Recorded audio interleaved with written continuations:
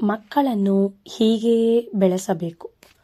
ಮಕ್ಕಳ ಮೆದುಳು 90ರಷ್ಟು 3 ವರ್ಷದೊಳಗೆ ಏರ್ಪಾಡಾಗುತ್ತದೆ. ಆ ವಯಸ್ಸಿನಲ್ಲಿಯೇ ಅದು ಅಯಸ್ಕಾಂತದಂತೆ ಪಡೆದ ಸಮಾಚಾರ ಗ್ರಹಿಸುತ್ತದೆ.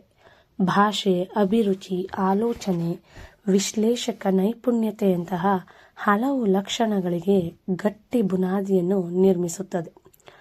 ಕೆಲವರು ಮಕ್ಕಳಿಗೆ ಎಲ್ಲವನ್ನೂ ಕಲಿಸಿ ಬಾಲ ಮೇಧಾವಿಗಳಂತೆ ತಯಾರಿಸಲು ಆತುರ ಪಡುತ್ತಿರುತ್ತಾರೆ. ಅದರಿಂದ ಯಾವುದೇ ಪರಿಣಾಮ ಇರದು. ನೀರು ಇದೆ ಎಂದು ಕೊಡದಲ್ಲಿ ಸ್ವಲ್ಪ ಹಾಕಿದರೆ ಗಿಡ ಕಾಯಿ ಬಿಡದು. ಅದು ಬಿಡುವ ಸಮಯ ಬಂದಾಗಲೇ ನೆರವೇರುತ್ತದೆ.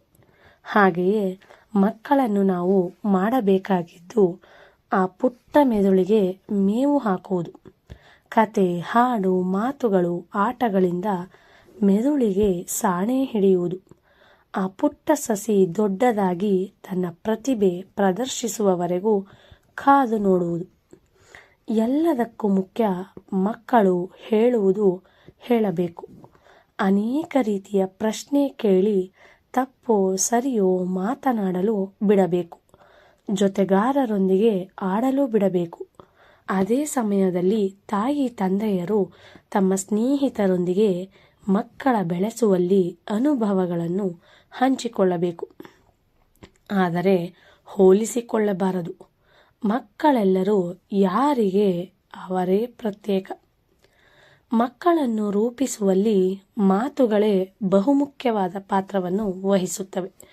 ಹೆತ್ತವರ ಮಾತುಗಳು ಅವರಿಗೆ ಧೈರ್ಯ ನೀಡುವಂತಿರಬೇಕು, ಆತ್ಮವಿಶ್ವಾಸ ಮೂಡಿಸಬೇಕು, ಸಂತೋಷದಿಂದ ನಲಿಯುವಂತಿರಬೇಕು, ಮೌಲ್ಯಗಳನ್ನು ಕಲಿಸಬೇಕು. ಕೆಟ್ಟ ಅಭ್ಯಾಸಗಳು ಸರಿ ಮಾಡುವುದಕ್ಕಿಂತ ಮೊದಲಿನಿಂದ ಅಭ್ಯಾಸಗಳು ಅಳವಡಿಸಿಕೊಳ್ಳುವಂತೆ ನೋಡಬೇಕು. ಹಿರಿಯರು 24 ಗಂಟೆ ಫೋನ್, ಟಿವಿ ನೋಡುತ್ತಾ ಮಕ್ಕಳನ್ನು ಕೋಣೆಯೊಳಗೆ ಕೂಡಿ ಹಾಕಿ ಓದಿಕೊಳ್ಳಿ ಎಂದು ಹೇಳುವುದು ಒಳ್ಳೆಯ ಪದ್ಧತಿಯಲ್ಲ. ಮಕ್ಕಳು ಸುತ್ತಲೂ ಕಾಣಿಸುತ್ತಿರುವ, ಕೇಳುತ್ತಿರುವ ಪ್ರತಿಯೊಂದನ್ನು ಗಮನಿಸುತ್ತಾರೆ, ಗ್ರಹಿಸುತ್ತಾರೆ ಕೂಡ. ಹಾಗಾಗಿ ಅವರೇನು ನೋಡಬೇಕೆಂದು ಬಯಸುತ್ತಾರೋ ಅವುಗಳನ್ನು ಕಾಣಿಸುವಂತೆ ಹಿರಿಯರು ನಡೆದುಕೊಳ್ಳಬೇಕು. ಮಕ್ಕಳಿಗೆ ತಾಯಿ ತಂದೆ ಎಂದರೆ ರೋಲ್ ಮಾಡೆಲ್ ಎಂಬುದು ಮರೆಯಬಾರದು. ಕೆಲವರು ಮಕ್ಕಳ ಮುಂದೆಯೇ ಸಿಗರೇಟು ಸೇದುವುದು, ಮದ್ಯ ಕುಡಿಯುವುದು ಮಾಡುತ್ತಾರೆ. ಮಕ್ಕಳ ಮುಂದೆ ಅಸಭ್ಯವಾಗಿ ಮಾತನಾಡುತ್ತಾರೆ. ಮಕ್ಕಳಿಗೆ ಆದೇಶ ಮಾಡುವುದು, ಹೆದರಿಸುವುದಕ್ಕಿಂತ ಮೃದುವಾಗಿ ತಿಳಿ ಹೇಳುವುದು ಅಗತ್ಯ. ಅದೇ ಸರಿಯಾದ ಪೇರೆಂಟಿಂಗ್. ಲಕ್ಷಣಗಳೇ ವ್ಯಕ್ತಿತ್ವವನ್ನು ನಿರ್ಮಿಸುತ್ತವೆ. ಸಿಹಿಯಾದ ಹಣ್ಣು ಬೆಳೆಯಬೇಕೆಂದರೆ ಹಣ್ಣಿನ ಸಸಿ ನಾಟಬೇಕು. ನೀರು ಹಾಕಿ ಜಾಗ್ರತೆಯಿಂದ ಬೆಳೆಸಬೇಕು. ಕೀಟಬಾಧೆ ಉಂಟಾಗದಂತೆ ಕಾಪಾಡಬೇಕು. ಆಗ ನಾವು ಬಯಸಿದ ಸಿಹಿ ಹಣ್ಣು ದೊರೆಯುತ್ತದೆ.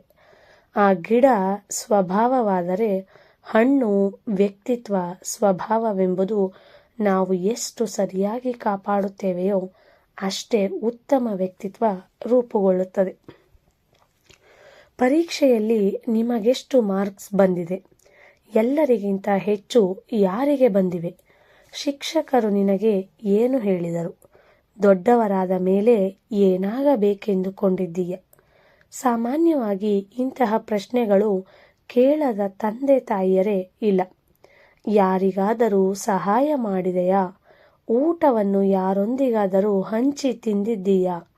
ಸ್ಕೂಲ್ನಲ್ಲಿ ಇಂದು ಏನು ಮಾಡಿದ್ದೀಯಾ? ಇಂತಹ ಪ್ರಶ್ನೆಗಳು ಕೇಳುವವರು ಕಡಿಮೆ. ನಮ್ಮ ಪ್ರಶ್ನೆಗಳು ಸದಾ ತಿಳುವಳಿಕೆಯನ್ನೇ ಅವಲಂಬಿಸಿರುತ್ತವೆ. ಆದರೆ ಮಕ್ಕಳು ಕಲಿಯಬೇಕಾದದ್ದು ಒಳ್ಳೆಯತನ, ಮಾನವೀಯತೆಯ ಮೌಲ್ಯಗಳು. ಇವನ್ನು ಕಲಿಸುವ ಅಗತ್ಯವಿಲ್ಲ, ಸಹಜವಾಗಿ ಬರುತ್ತವೆ ಎಂದುಕೊಳ್ಳುತ್ತಾರೆ. ಆದರೆ ಅದು ತಪ್ಪು. ವಾಸ್ತವಿಕವಾಗಿ ಕಲಿಸಬೇಕಾದದ್ದು ಇದೇ ಗುಣಗಳನ್ನು. ಆಗಲೇ ಅವರಲ್ಲಿ ಸರಿಯಾದ ವ್ಯಕ್ತಿತ್ವ ರೂಪುಗೊಳ್ಳುತ್ತದೆ. ಮಕ್ಕಳನ್ನು ಅದೆಷ್ಟೋ ಜಾಗ್ರತೆಯಿಂದ ಕಣ್ಣಲ್ಲಿ ಕಣ್ಣಿಟ್ಟು ಬೆಳೆಸುತ್ತಾರೆ. ಅದೇ ಬಾಲ್ಯದಿಂದ ಕೌಮಾರ್ಯಕ್ಕೆ ಬಂದ ಕೂಡಲೇ ಪೂರ್ಣವಾಗಿ ಬಿಟ್ಟು ಬಿಡುತ್ತಾರೆ. ತಾಯಿ ತಂದೆಯರು ತಮ್ಮ ಎತ್ತರ ಸಮಾನ ಬೆಳೆದ ಮಕ್ಕಳನ್ನು ನೋಡಿಕೊಂಡು ಸಂಭ್ರಮಿಸುತ್ತಾರೆ, ದೊಡ್ಡತನವನ್ನು ಪ್ರದರ್ಶಿಸುತ್ತಾರೆ. ನಿಜಕ್ಕೂ ಹಾರ್ಮೋನ್ಗಳ ಬದಲಾವಣೆಯಿಂದ ಚಂಚಲ ಚಿತ್ತರಾದ ಆ ವಯಸ್ಸಿನಲ್ಲಿಯೇ ಮಕ್ಕಳಿಗೆ ಹಿರಿಯರ ಪ್ರೀತಿ ಮಾರ್ಗದರ್ಶನ ಬಹಳ ಅಗತ್ಯ. ಅದು ಇಲ್ಲದಿದ್ದಾಗ ಮಕ್ಕಳು ಅಡ್ಡದಾರಿ ಹಿಡಿಯುತ್ತಾರೆ. ಅದಕ್ಕೆ ಶಿಶು ಮಕ್ಕಳನ್ನು ಎಷ್ಟು ಸೂಕ್ಷ್ಮ ಹಾಗೂ ಜೋಪಾನದಿಂದ ಎತ್ತಿಕೊಳ್ಳುತ್ತೇವೆಯೋ ಅದೇ ರೀತಿ ದೊಡ್ಡ ಮಕ್ಕಳೊಂದಿಗೆ ಸೂಕ್ಷ್ಮವಾಗಿ ಮಾತನಾಡಬೇಕು. 10 ವರ್ಷದೊಳಗಿನ ಮಕ್ಕಳ ಮನಸ್ಸು ತುಂಬ ಕುತೂಹಲಕಾರಿ, ಆಕರ್ಷಣೆಗೆ ಒಳಗಾಗುವುದೂ ಉಂಟು. ಆ ಸಮಯದಲ್ಲಿ ಒಳಿತು ಕೆಡಕು ಕುರಿತು ಸರಳವಾಗಿ ತಿಳಿ ಹೇಳಬೇಕು. ಅತಿ ಒತ್ತಡ ಸಲ್ಲದು. ನಾವು ಅಂದುಕೊಂಡ ಆಸಕ್ತಿಗಳನ್ನು ತೋರಿಸಬಹುದು. ಆದರೆ ಟೀನೇಜ್ಗೆ ಬಂದಾಗ ಅಂಥದ್ದು ಸಾಧ್ಯವಾಗದು. ಇಷ್ಟಗಳ ಬಗ್ಗೆ ಅವರಿಗೆ ಖಚಿತ ಅಭಿಪ್ರಾಯ ಬರುತ್ತದೆ. ದರ್ಪದಿಂದ ವಾದದಿಂದ ಅವರ ಅಭಿಪ್ರಾಯಗಳನ್ನು ಬದಲಾಯಿಸಬೇಕೆಂದುಕೊಳ್ಳಬೇಡಿ.